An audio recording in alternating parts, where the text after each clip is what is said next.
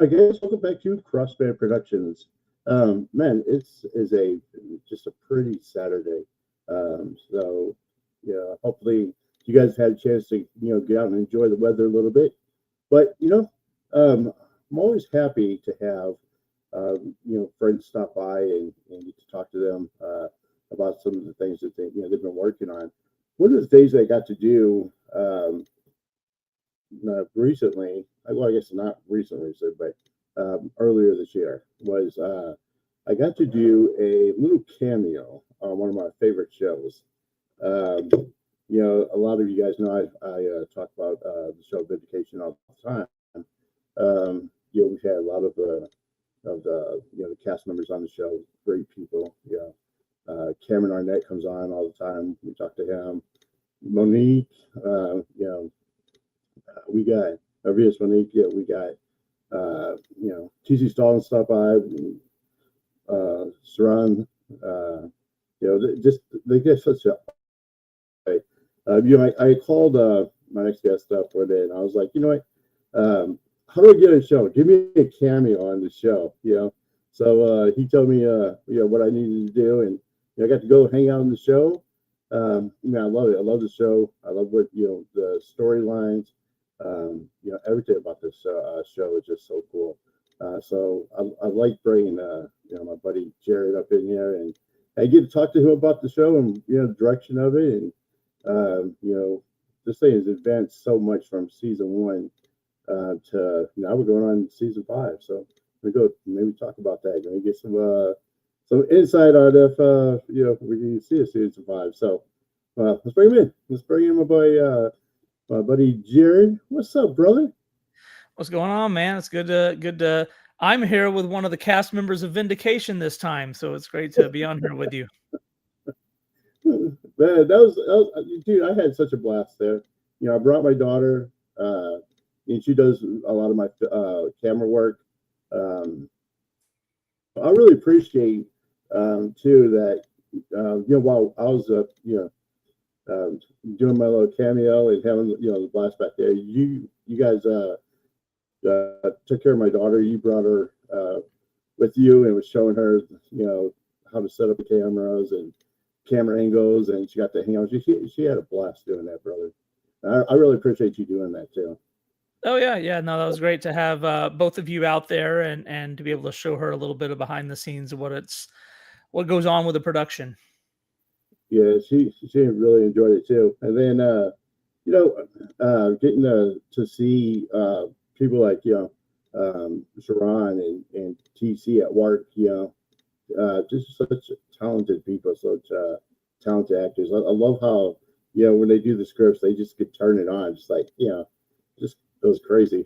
Just to watch them. So let's talk about the show, man. I wanted to kind of talk about it earlier, but we wanted to get through the season. Season 4 is over. Um, and like I told you, man, one of the things I really like about Vindication is season 1 to season 4. The storyline has changed. The writing, I think, has gotten better every season. It started with 2 when they started bringing in actual characters, and they had their own storyline. So let's talk about 4. How did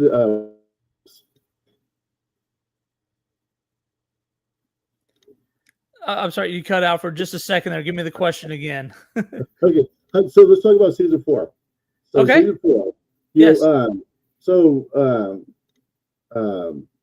We went from Todd Terry being a detective, worked for the department, to have his own private investigation firm. So we kind of went into a whole different direction. Let's talk about that. That kind of change in the progression of the show.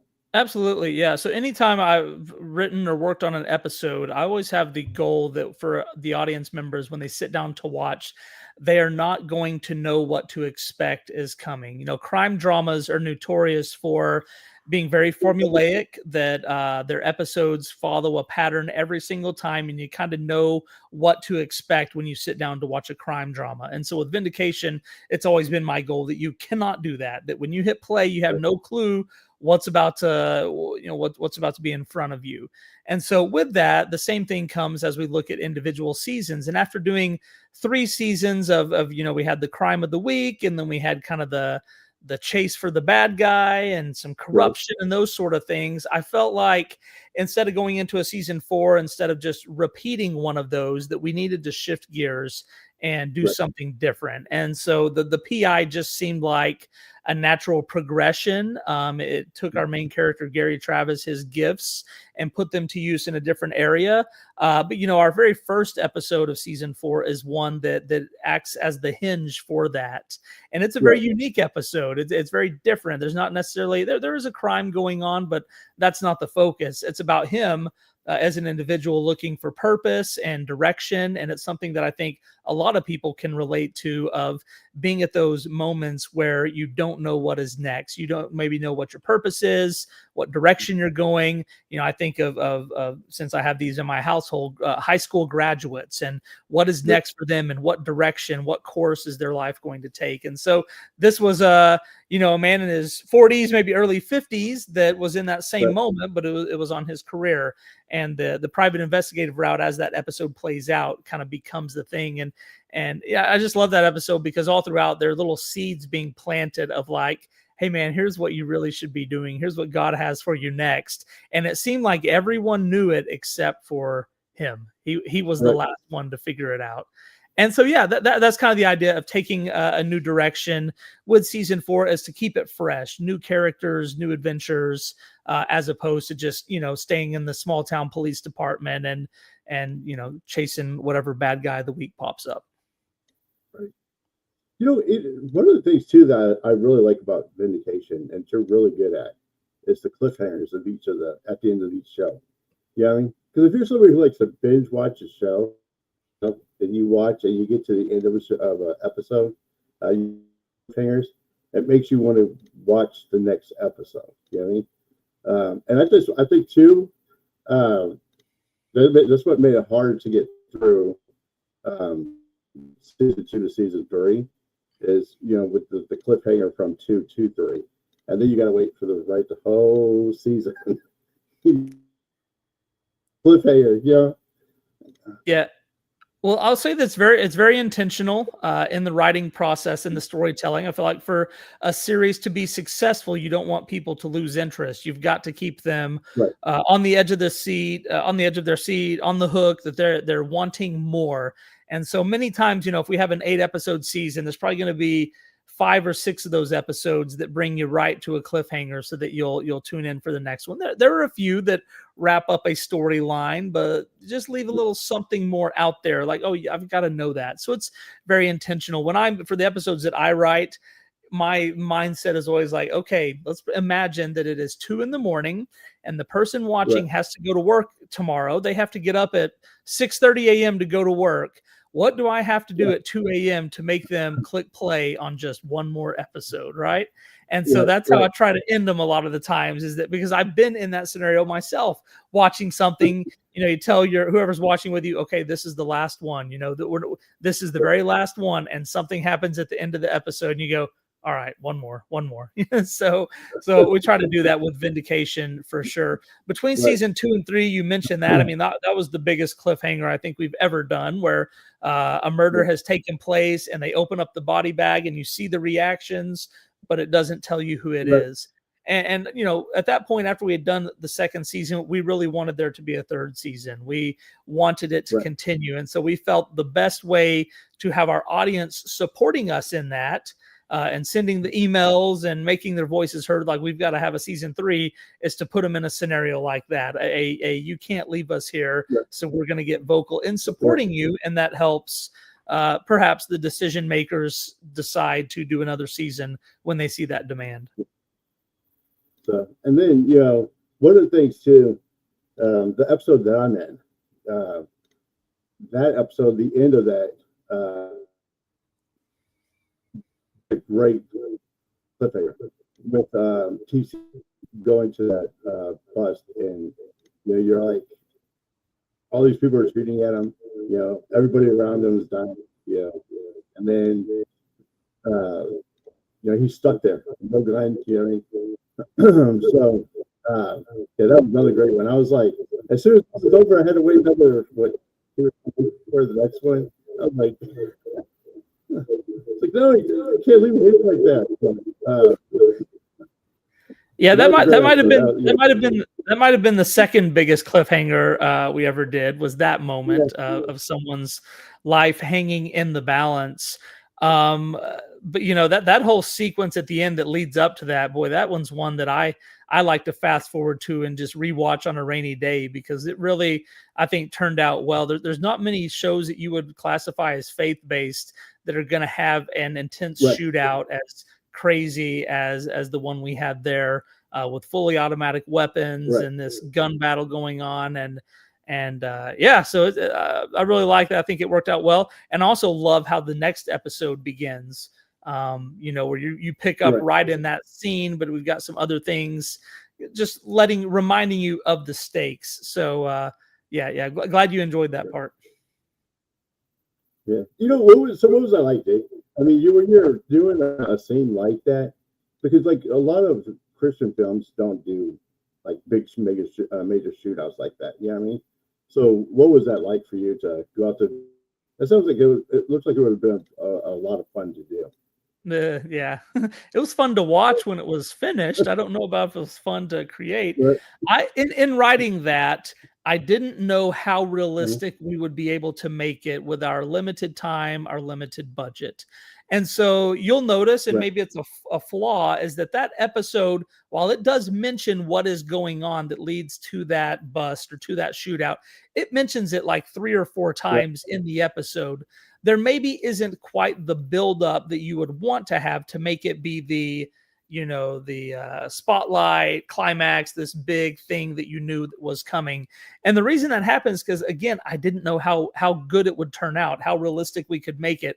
And so just in case it turned out to be a bit of a fizzle, I didn't write tons of stuff to it. Now we got there, we started filming it. We were having all sorts of problems with the weapons. Our weapons that we were using would lock up, they would quit work. It was just all sorts of issues, and the clock was just ticking down. And we still had other scenes to shoot that day that I'm like, well, I don't want to miss those scenes as well, because we have other cast members showing up. We've got to get this part done.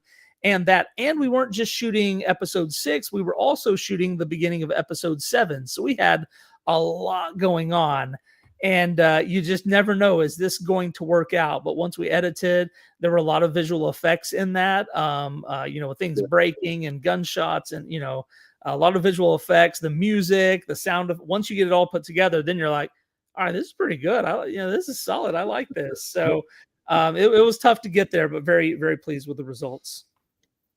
Cool. So now let's talk about 5. So are we going to have a season 5 now? So before season 4 was released, now it was released last March. We're recording this now in September. So it was about 6 months ago is when season 4 started being released. The last episode of season 4 was released, I think, on May 8th. So we're only looking at about 3 to 4 months since season 4 has come out. No decision has been made on a season 5. I've had a few conversations about it.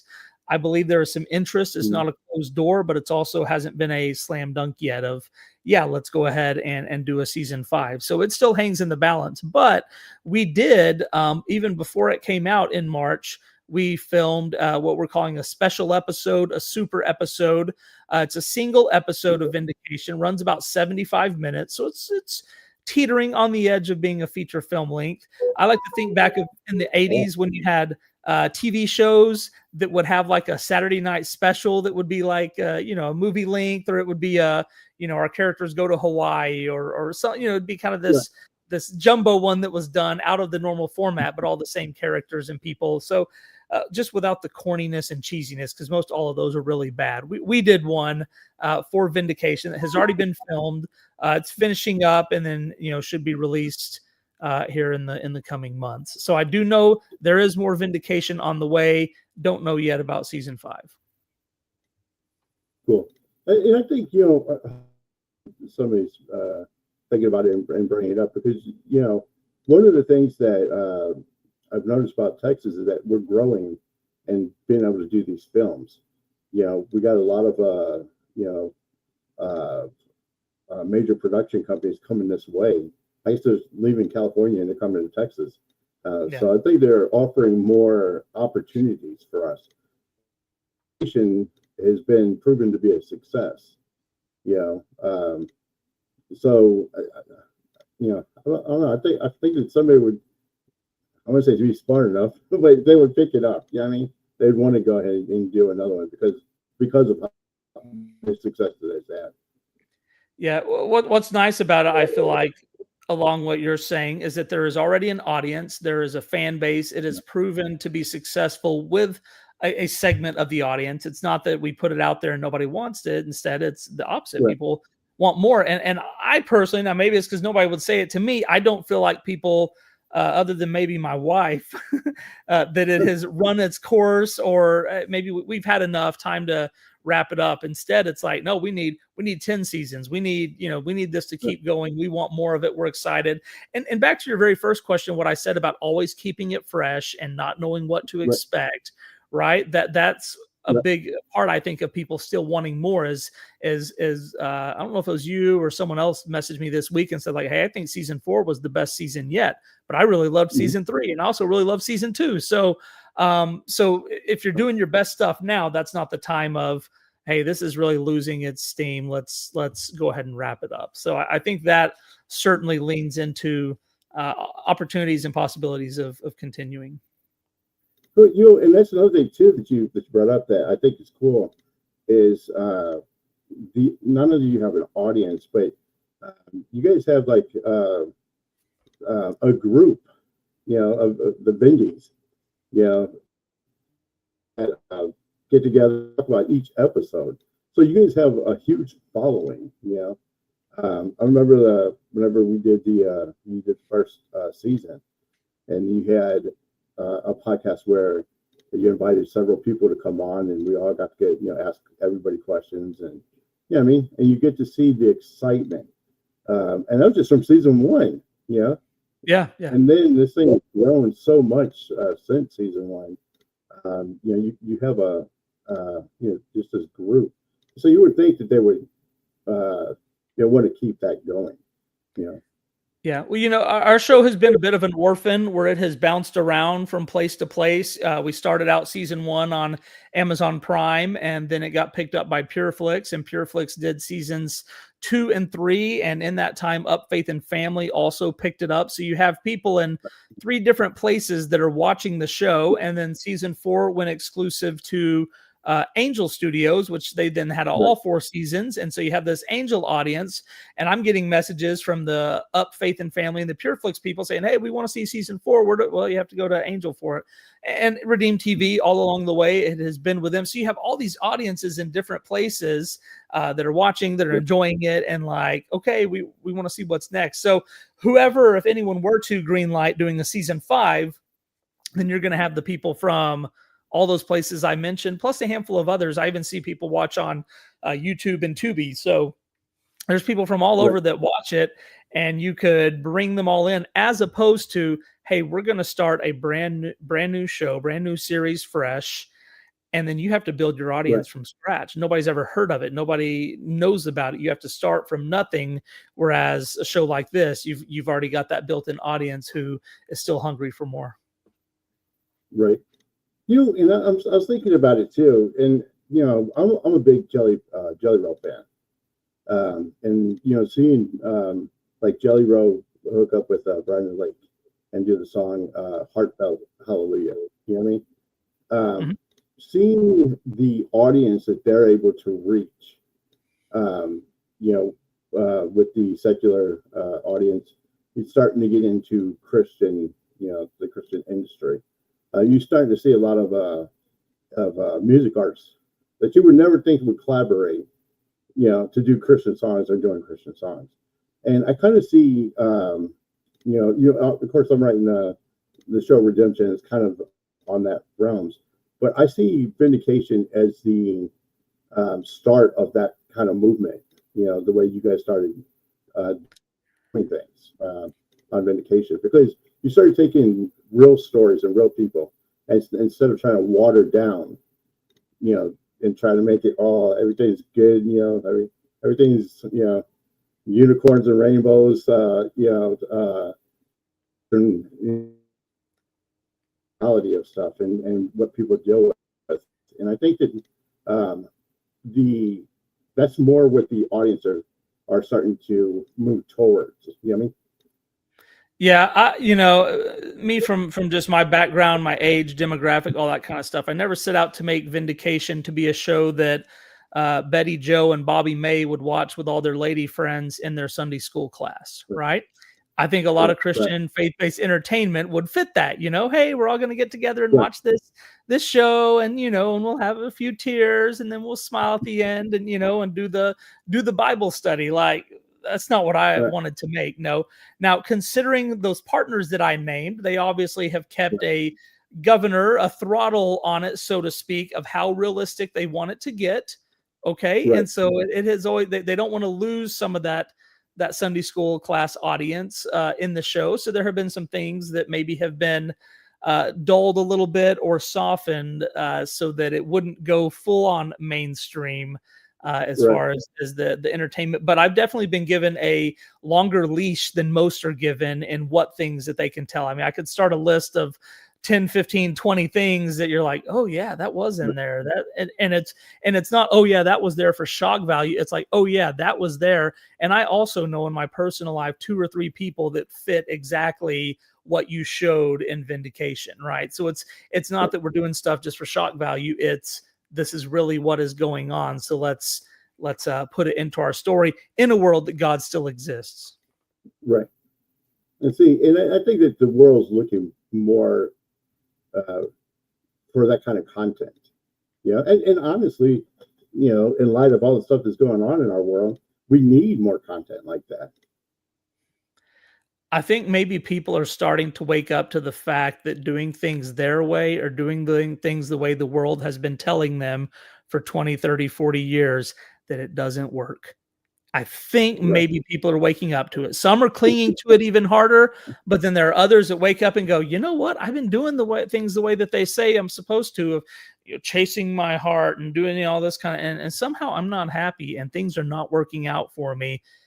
What about these people on the other side that seem like, even in the midst of horrific tragedies, are still saying God is good, and they're still saying that they have peace and joy in their lives? There might be something to that. And so I think that's what you're touching on. And with that, they're open to more entertainment to see what it looks like. At the same time, it still has to be authentic. It can't be something that that just seems fake. It needs to be like, okay, this feels real. And so they're more open to it than maybe they would have been 10, 15 years ago. Right. And, we're talking about the different streaming networks too, with Redeem, Angel Network, just Family and Faith, all these different streaming outlets. I think that also is the fact that people are looking for something different, because they're moving away from your traditional, Netflix, Hulu, and, all the others, and you're starting to see more faith-based outlets out there that are successful. They're doing really well. Yeah. Yeah, like I said, you can live in darkness for long enough that you're like, I kind of want to try out the light. I've been in this, and do I really want, if I'm having a rough day and my life is not going the way I want it to, do I want to turn on programs that just amplify that and show it even more, or maybe do I want to try something else? I think of it's the butt of a lot of jokes, but the Hallmark Channel. I've got members of my family that like to turn it on and just have it on in the background because it's happy, and you know how it's going to end, but there's not going to be these horrible heartache moments, and you just want something light. And so while I think that may be the extreme in one direction, there's certainly an interest in having stuff that isn't always the darkest and the harshest of life. Right. No, I agree with that too. My wife said, the whole Hallmark, and so I guess I watch those movies all the time. But I mean, it's just the way that Vindication has been written and stuff, I think that it's groundbreaking, and it's I think in a way it's kind of starting a movement. You know what I mean? And which I think is cool. That's one of the reasons that I'm a big supporter of it, and I love what you're doing with it. And the cast is just, the cast is so amazing too, because I could call anybody on that cast and send them a message or whatever, and they'll respond, and they're just so down to earth, and they're just such a talented group. Cameron Arnett and BJ, I love those people to death. You know what I mean? Anytime I need somebody to come in and talk, or want to share something with Cameron's just been so awesome with that. Same thing with Venus, Monique. He's just and Sharon. Just an awesome cast that you have that is working with you on that. And what's that like? I mean, before Vindication, ever done anything like this? Definitely not in the series space. I've done some music videos in the past. I did a documentary film. I did a church-made film. Now, the film that our church made, which was kind of right before Vindication, it got rated R by the MPAA, which was kind of unique at the time. Now, I would comfortably say you could sit and watch this with your 10-year-old. And I mean, there's no language. The violence was you see more violence in a commercial. The violence was minimal.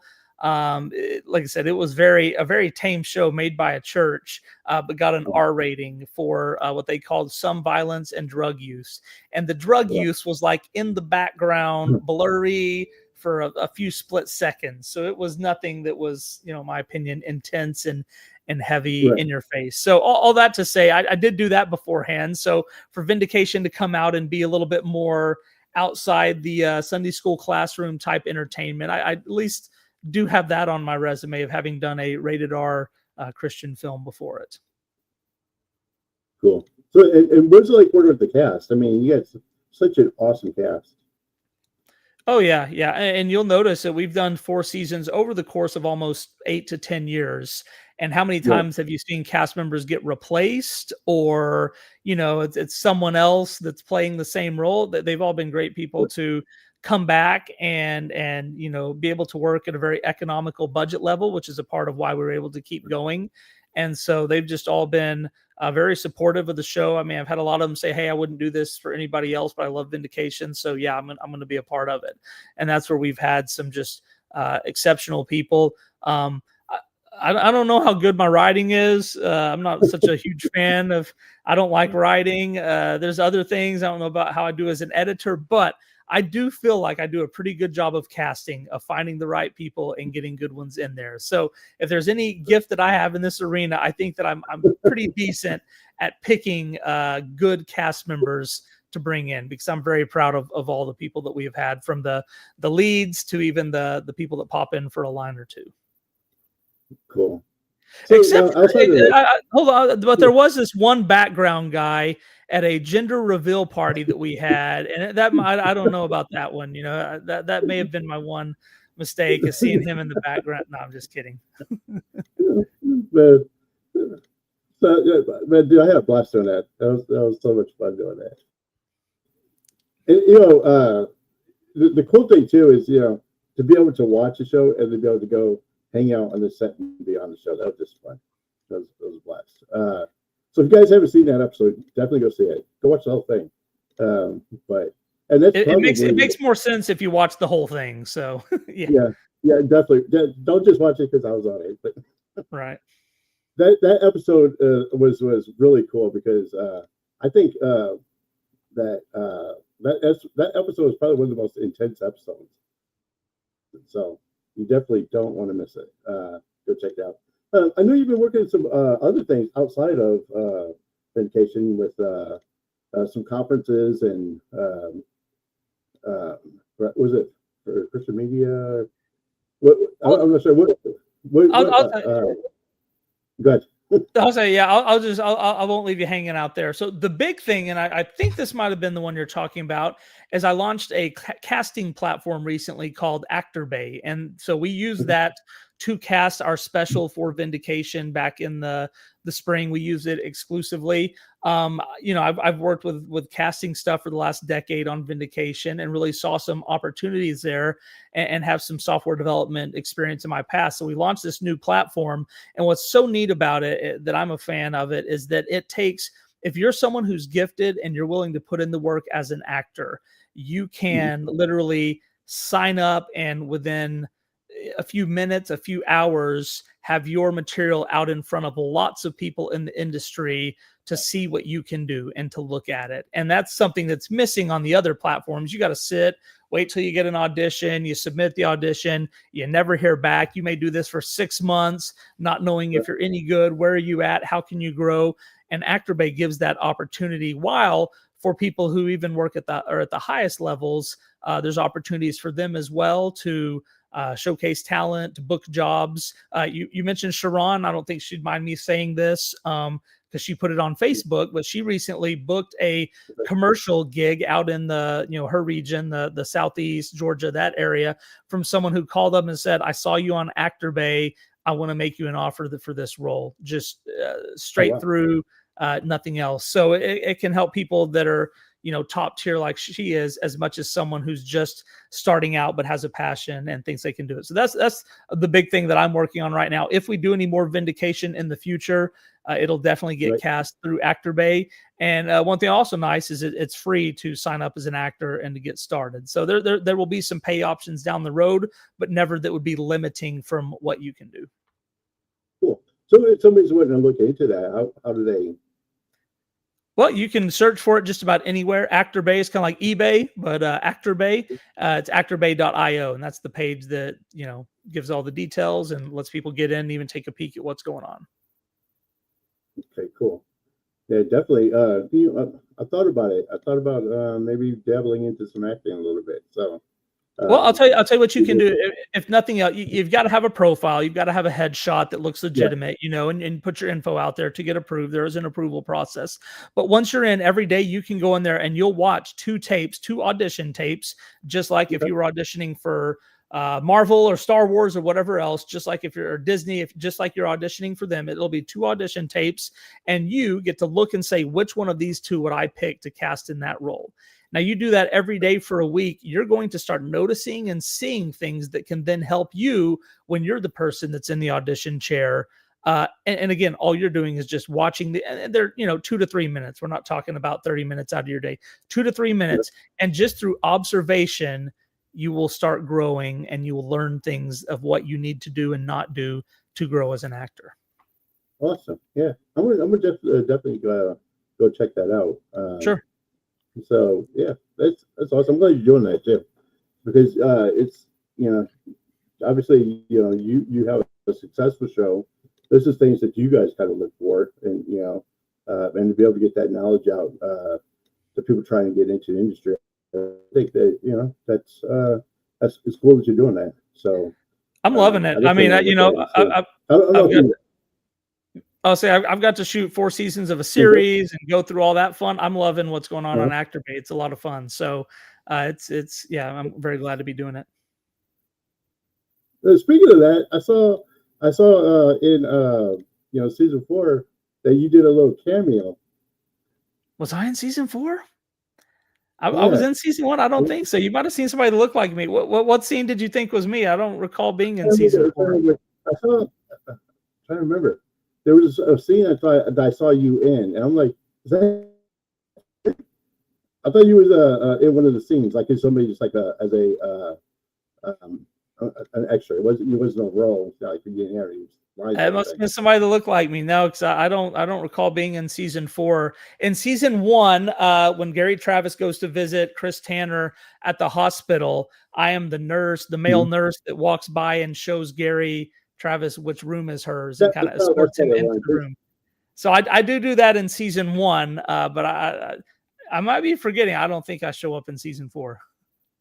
It might be one because I went back to rewatch the season with my wife, Like Okay, so that may have been what you saw then. yeah, Yeah, so that's possible that was season one because sure. yeah, I try to get her through to to watch the season you get up to four. So Yeah. she's been whenever she goes on her lunch break, she's been pulling it up and watching different seasons. So I love it. Those cliffhangers are yeah, working. yeah. So, yeah, we're trying to get up to the end of four, so I can, once five comes out, we can watch five together. Yeah, yeah. But anyways, so do you have anything else that you're working on? It's coming up while you in between now and deciding what's going on with five. Well, so those if I were to say four things, finishing up the special that we already shot, that's part of it. Season Yeah, 5 is still out there as a possibility, so I haven't started writing for it or anything. I've got some ideas that are really cool if we get to do it. There's right. Actor Bay, which is a big thing that I'm involved with daily. And then fourth, there's a series that's like a passion project, taking everything that I've learned with Vindication. If I were to start over from scratch and do a new series, yeah, Yeah, I've got it. I've got a pilot written for it. I'm not actively out there shopping it at the moment, but should the opportunity come up, I've got something that would it'd be Vindication, but better all across the board. So that one's out there. So those are the four things mainly that I've got kind of on the horizon. right.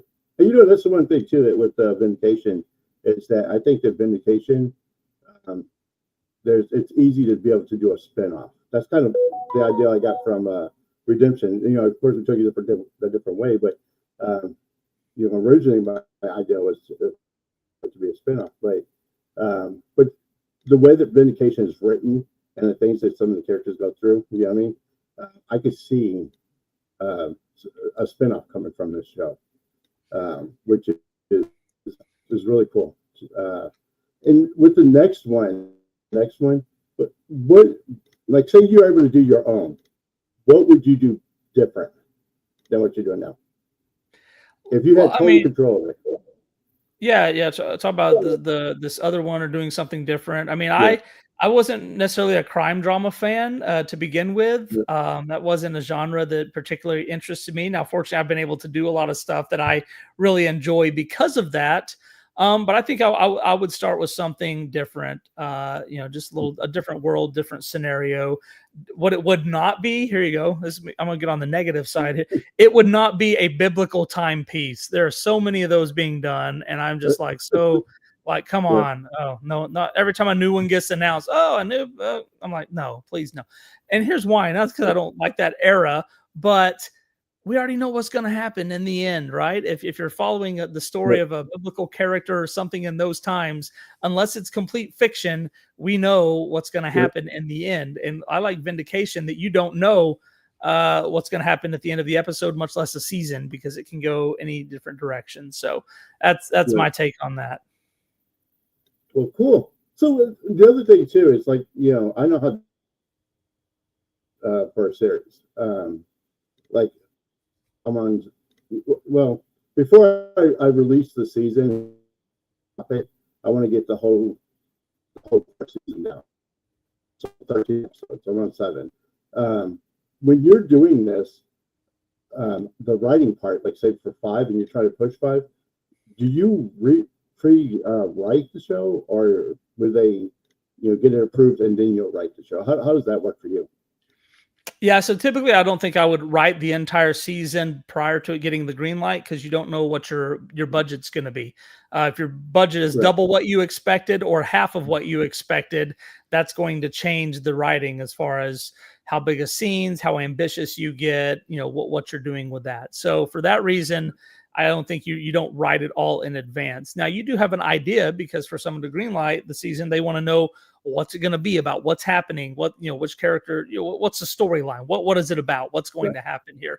And so you definitely have that part in your mind. You maybe write it out a little bit with lots of Right. flexibility, but you don't go to the script phase. I at least don't Mm. that early on, just because you want to know what the logistics are going to be of producing it. Yeah. Yeah, and I think that too because like when I write, I try to think of how to do the budget as easy as you can, I still get the value in the, I guess the shock and awe. You know what I mean? Whenever you write scenes too. So I don't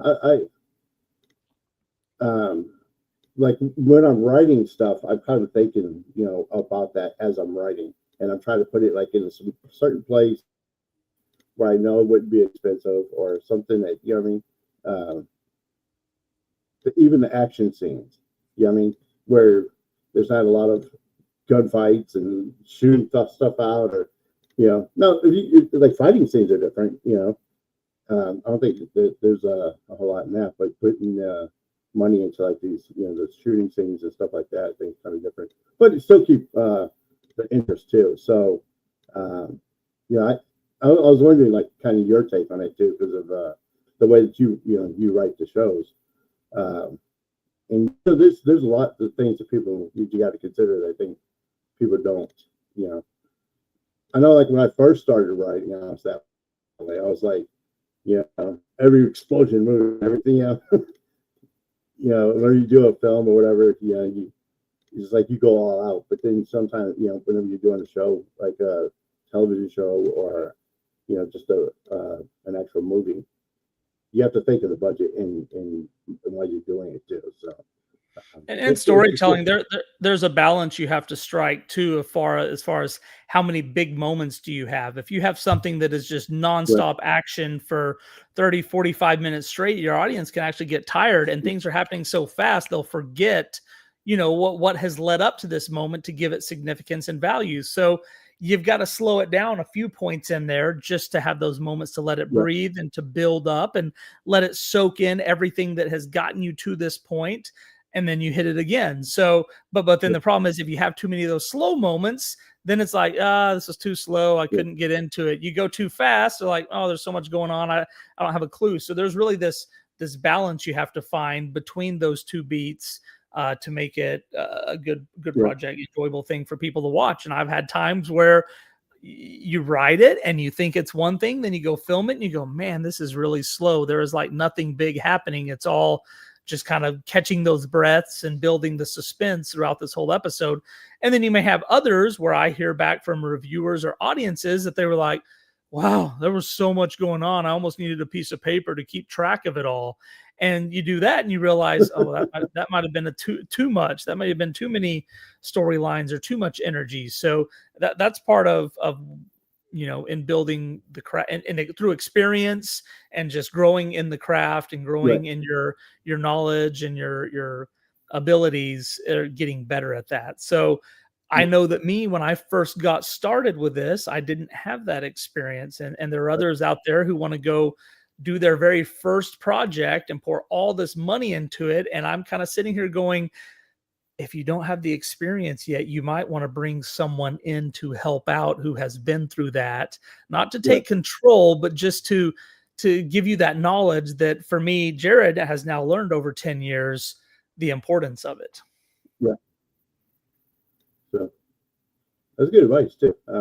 When you write these scripts, have you ever like written something and then you just hand it to somebody and be like, hey, read this, tell me what you think about this? Just kind of get a feedback. Well, there's jokes that like people can love you and would take a bullet for you before they'd be willing to read your script. So asking people to read your script is like, again, it's so painful sometimes. Or it's just like people just don't want to do it. So I've tried to stay away from that. When people are asking me, hey, can I read it? Can I give you that? Yep. And, as far as feedback goes, goodness, you have to look at the reviewer. Is this going to be someone who has knowledge and experience that they can give you valid feedback?